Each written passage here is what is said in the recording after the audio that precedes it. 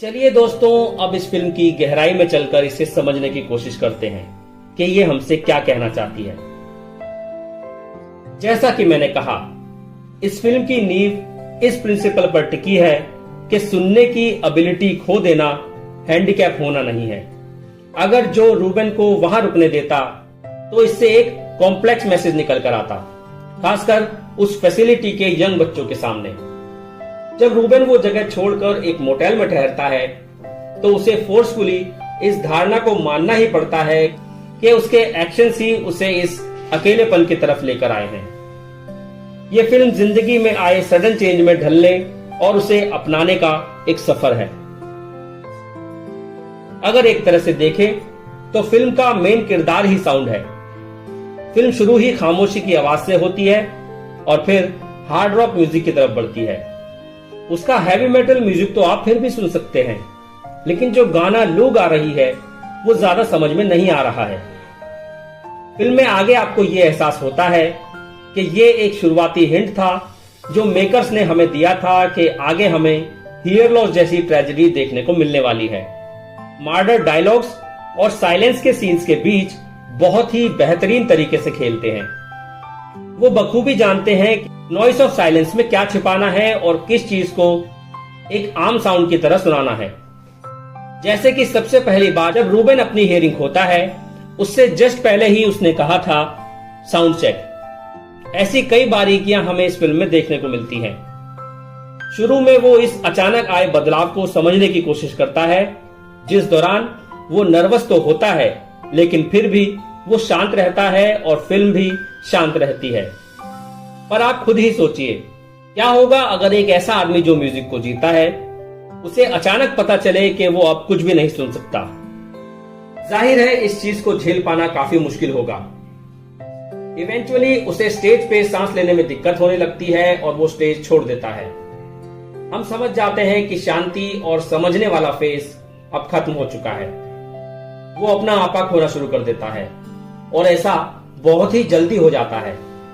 अगला फेज शुरू होता है जब वो एक डेफ लोगों की कम्युनिटी को ज्वाइन करता है। शुरुआत में वो जो कि सिखाई गई सभी चीजों को नजरअंदाज करता है, पर जब आधी फिल्म खत्म होती है तब तक वो खुद को एक्सेप्ट करना शुरू कर देता है, कम से कम कुछ समय के लिए ही सही। यहाँ एक बहुत ही खूबसूरत सीक्वेंस है जहाँ रूबेन एक बच्चे के साथ मेटल स्लाइड पर खेल रहा होता है। उस सीन में रूबेन को एहसास होता है कि साइलेंस का तो अपना ही एक म्यूजिक होता है।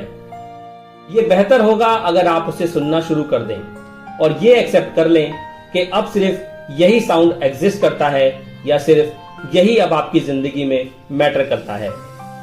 इसी सीन से इस फिल्म का टाइटल भी निकल कर आता है, साउंड ऑफ मेटल। खैर, बिल्कुल शुरुआत से ही अगर आप लू के एक्सप्रेशंस देखें तो आप ये अंदाजा लगा सकते हैं कि वो स्टेज पर अपने हार्ड फेस के पीछे कुछ छुपा रही है। वो रूबेन के साथ खुश तो लगती है, लेकिन क्या वो वाकई उसके साथ खुश है या उस जिंदगी से खुश है जो वो उसके साथ जीती है? जब रूबेन अपनी सडन ट्रेजेडी का खुलासा उसके सामने करता है तो हमें लगता है कि वो मैं अभी इसके लिए तैयार नहीं हूं, किसी भी वक्त ऐसा कहने वाली है।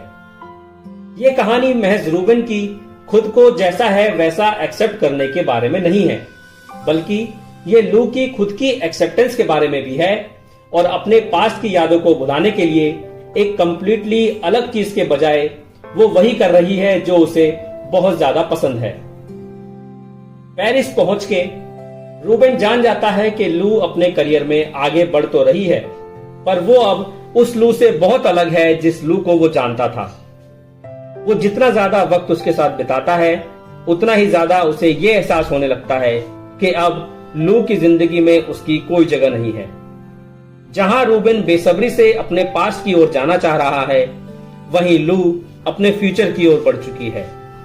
यही वो मौका होता है जब रूबेन फिल्म में पहली बार ये बात एक्सेप्ट करता है कि चेंज को कभी बदला नहीं जा सकता और वो बड़ी ही खूबसूरती से लू की जिंदगी से बाहर चले जाने का फैसला लेता है। वो उसे अप्रिशिएट करते हुए बस इतना ही कहता है, यू सेव्ड मी। अगली सुबह लू के उठने से पहले ही चला जाता है। बाहर की दुनिया में वो अपने इमोशनल उथल पुथल से ही जूझ रहा है और साथ ही साथ शहर की चहल पहल भी सुन रहा है। वो अपने रिसेप्टर्स उतार देता है और हर तरफ खामोशी छा जाती है, ऐसे अकेलेपन के पलों में जिसे कोई तोड़ नहीं सकता। वो फाइनली उस स्टिलनेस को खोज लेता है जिसके बारे में जो अक्सर बात किया करता था। डायरेक्टर फिल्म को इसी समय जानबूझकर और बेतुके से तरीके से एंड कर देते हैं। रूबेन का फ्यूचर ऑडियंस की सोच के भरोसे छोड़ दिया जाता है। शायद किसी दिन, क्या पता, वो वापस जो की फैसिलिटी में फिर से लौट जाए, जिसके लिए उसे खुद से लड़के, खुद को शांत करके और सबसे पहले खुद को अपनाना होगा। और हो सकता है तब जो भी उसे फैसिलिटी में वापस रखने के लिए मान जाए और वो वहां के मेंबर्स और बच्चों के साथ हंसी खुशी अपनी जिंदगी बिताए।